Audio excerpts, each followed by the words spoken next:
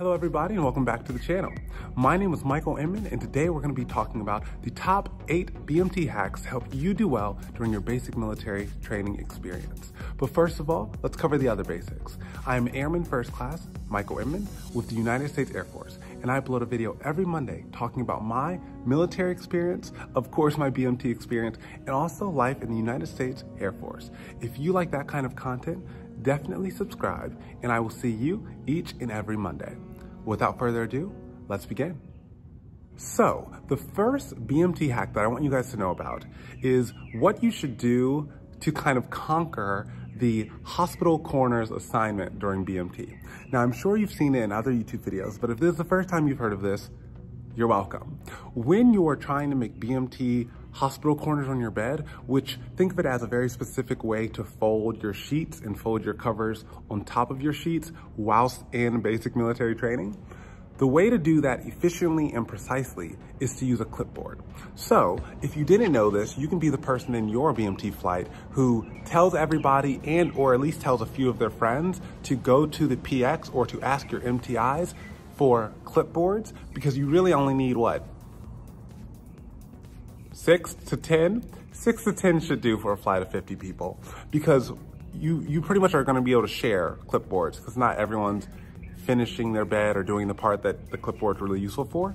But regardless, the clipboard will make sure that all of your folds and creases are very precise, because when you're doing hospital corners, you need the more precision you have in your angles, like, you know, triangles, when you're making the folds and the corners, the easier it'll be to tightly do the hospital corner bed.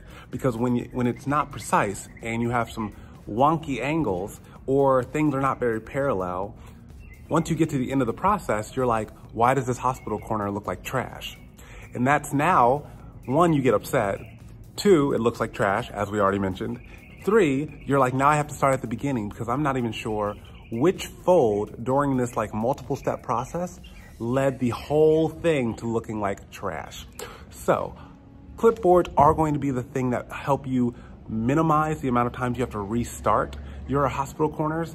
But yeah, so that's pretty much the first hack. Definitely get at least 6 to 10 clipboards, but definitely don't buy more than one, because worst case, you're the only one who has it and your bed will look better than anyone else's. So that's the first hack. Let's move on to the second hack. The second BMT hack, and it's not really allowed, so I'm not condoning this decision. However, it is something that a lot of people do. You'll notice it when you get to BMT. The second hack is not using any sheet or covers under the initial blanket. So whatever the main gray thing is that they usually give you guys, unless they've changed everything, but whatever the top layer, you know, heavier thing is on top of all of the sheets and blankets that you have, some people will not sleep under anything except that top cover because they didn't want to ruin, or at least drastically ruin, their hospital corners and the folds that they have to make every single morning. So it's not allowed, and I'm sure your MTI is gonna be like, guys, get under your covers, stop cheating.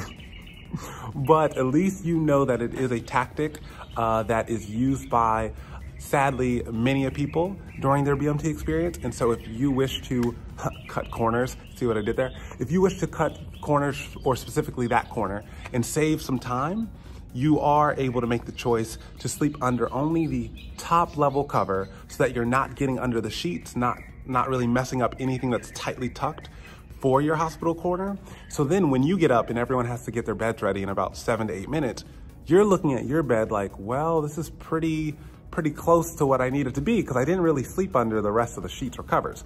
Most of them remained pretty much intact. So your bed will be kind of, you know, arranged slightly quicker to get back to where it needs to be, much quicker than the other people starting from ground zero who did sleep in their covers, who may have got better sleep than you though, and who kind of have to do the full hospital corner process as quick as they can to make sure their bed is finished and then they're able to help their wingmen. So it's something to consider. I don't condone it, but it will save you time if you do that.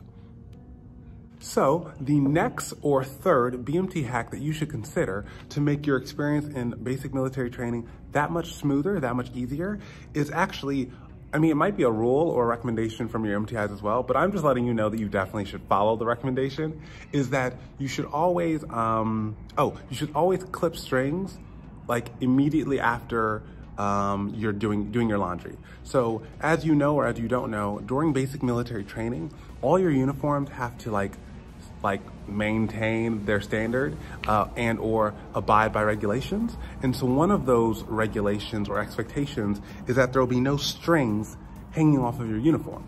But the more you wear your uniform, and especially the more you like do or throw your uniforms in the laundry, it's going to eventually wear down the fabric.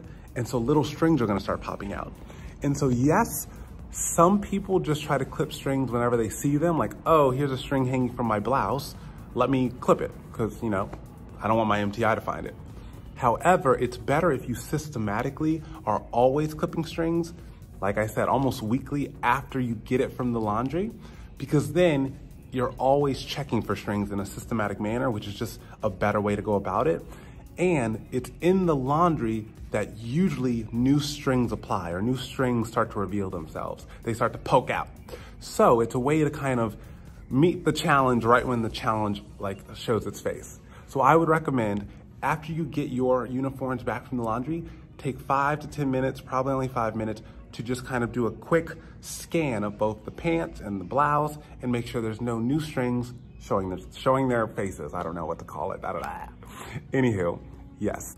The fourth BMT hack is to put your laundry mark, which during my time in BMT, it's usually the last letter, or the first letter of your last name, and then 4 digits. So usually it's like the first 4 digits of your cell phone, or it's the last 4 digits of your cell phone number. It's some kind of, you know, generic kind of code like that, that people use to identify their articles of clothing. Because since everyone does actually get their laundry done at the same time, without your laundry mark on your pieces of clothing, things can just get jumbled and all of your shirts, blouses, pants, socks can just get lost. So the fourth hack is actually, with underwear, they don't necessarily mandate that you put your laundry mark on all of your undergarments. For socks, it's a little difficult, so you don't really need to put it on socks, but usually your socks and I think your underwear is put into this mesh bag that people use during basic military training. And so pretty much you put your laundry mark on the mesh bag, but not many people put it on the underwear itself. And so the BMT hack is actually to, if you can, put your laundry mark on like the tag, be like in your underwear, so that if your underwear ever gets kind of, you know, separated from your mesh bag, it then is still easy to identify that that's my underwear. And yeah, it seems like it's not very important. Like, is this necessary? You don't wanna have like 2 less underwear during BMT, because you're doing a lot of running, you're doing a lot of PT, you're just doing a lot of stuff during BMT. And for that, when even 1 pair of your underwear goes missing, you start to feel the pressure. You start to say, do I need to buy an entire new pack? When am I even allowed to go to the PX to buy more underwear? It's a thing. So I would say, instead of just putting your laundry mark on the bag, the little mesh bag that people put their underwear in so that it can be washed in that bag, just in case that bag opens and your stuff goes everywhere, it's really great if your underwear actually has your laundry mark in it as well. So consider it. Like I said, it'll probably, well, I didn't say it yet, but it'll probably only take, what, 10 extra minutes? So I would recommend doing just that. Slight commercial break. No one ever told me that if you are going to shoot a video outside, how tired your arm gets. So, you know, if it looks like I'm sitting in an earthquake this entire video, it'd be like that. Anywho, on to number 5. So the 5th BMT hack is that pretty much there will be people in your flight, and I might have mentioned this in the previous video, but regardless, it doesn't matter, we're here now. There are gonna be people in your flight who roll shirts, because you know how there's a lot of, you know, like military things that you have to do during BMT that seem tedious and annoying, but it's just the way it is and it's required. Rolling shirts is one of those things. Rolling socks tightly is one of those things before putting them in your locker. And so there will be people in your flight who are just naturally quicker at it. They just get it, they're more nimble, they're more precise with their rolling. And so the hack is actually I mean, one, you do want to learn how to roll your socks and roll your shirts correctly. But what most flights eventually figure out is that the people who are good at it also don't mind doing it. And so they become, let's say a group of 4 of them are naturally quicker at the shirt rolling process. They are happy to be like a team where everyone, as long as everyone has put their laundry mark on their shirts, they're happy to literally be provided the shirts of the flight, or at least the shirts from the people in their bay. Let's say there's 2 bays in your flight, AKA places where half of the flight sleeps. That's A bay, and then the other half will sleep in B bay. So there will be like a group of 4 or 5 airmen or trainees who are very good at shirt rolling. And so they're literally like on laundry day, throw your shirts onto our beds, we'll handle it. And then there'll be another crew who is really good at sock rolling. And so then the other people are able to help them out in other ways and or just be wingmen for them when they can be. But it's usually something that eventually happens because the people who are really good at it, I mean, it's kind of nice to know you have a job that everyone appreciates that you do well. And so I would recommend to you guys as a BMT hack to identify those people who both are good at it, who are quick at it, AKA shirt rolling and sock rolling, and create that kind of like team that does that. And then you guys just help them out in other ways. Worst case, give them a few protein bars. So that next BMT hack is the dust in your wall lockers. As you're going through BMT, as you're doing locker inspections and other forms of inspection during your time at basic military training, something that is going to get a lot of people demerit or negative points. You can only have so many demerits before you fail. So something that is going to get a lot of people demerits is actually the dust in and on their wall locker. And so a clever way to adjust for that, or AKA get the dust out your wall locker and from above and under maybe your wall locker, is to use these mesh bags that I've been talking about. I think mesh is the proper adjective, not quite sure, but they have holes throughout them. They're white usually, and they are used to put your dirty laundry or dirty underwear and socks in so that they can be thrown into the laundry, but all of your underwear and socks will stay together instead of everyone's like underwear and socks just being mixed together and it being a mess. Again, I've instructed you to put your laundry mark on your underwear just in case, but regardless, I digress. The point is these mesh bags are also very good at picking up dust.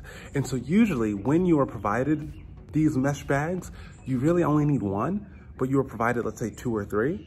And so it would really behoove you if you use one of your extra mesh bags to kind of wipe down your entire locker, both the inside bits and of course on top of the locker, because I don't know why, I'm sure it has something to do with friction or electricity or static, probably static. But long story short, the mesh bags are really good at collecting dust. So definitely use those to get all of the dust out your locker, especially if you have an inkling that there will be a locker inspection that day. Because so many people will get a demerit when the MTI goes, they do this on the inside of the locker and they're like, dust, demerit. So that is your 6th hack. Let's move on to the 7th. So this next BMT hack may seem like a little bit more of a, hey, remember this? But really, remember this because it's annoying when you get called out for it. When it's even noticed, you're like, 1, how did you notice this? And 2, do I have to fix it? That's gonna take a while. So the 7th BMT hack is just to remember to lace up your boots correctly. Do not get creative. Do not do anything slightly wrong. Please be attentive. It is in your BMT study guide or one of the other books provided to you in regards to standards and regulations, similar to how to, I don't know, wear your blouse correctly. Any book that tells you how to wear your uniform, this is a part of it. So please pay special attention to how to correctly lace your boots because 1, it's annoying to have to redo it. And 2, you feel kind of like some type of way when an MTI is able to spot that your laces are wrong. You're like, are you serious? So let's just avoid that entire interaction and make sure, I wish I could show you, but I don't even remember what's correct. It has something to do with the string being on top, unsure. Really, maybe the string at the bottom or closest to the toes will be like underneath. Regardless, just pay attention to the instructions provided to you and you'll be fine. But just don't get it wrong, because it's super annoying to have to relace your shoes while your MTI is just like, exactly. You can't even follow simple book instructions. So something to consider, and let's get on to the last and final BMT hack. So the final BMT hack is, I'm sure you will be taught about this. I may have even talked about it already, but just, it's such a thing during BMT. I need you guys to know it, and I put it last on purpose. One, because I think it's fun to talk about. Two, because it's such a dang thing in BMT. So the last hack is, when someone is knocking on the door aggressively, or it's not even aggressive, there's just someone trying to get in. I don't care who it is. I don't care if it is, you know, your MTI. I don't care if it's your best friend. I don't care if it's a girl that you think is super cute from across the hallway in another flight. I don't care if it's Jesus, to be honest. Protocols are protocols. Okay, I mean, if it's Jesus, maybe let Jesus in, but that's a different conversation. Anywho, the point being is that when you are doing entry control duty, EC duty, please get yourself together when someone knocks. Just control your immediate impulse to let them in if you know them. And just look at the instructions in front of you. Literally, when you're doing EC duty, there is a list of things in front of you to do before opening that door. It's literally in front of you. So don't get ballsy. Don't just do what you want. Don't say, oh, I know what the instructions are, I'm good. Unless you have actually memorized them, then good on you.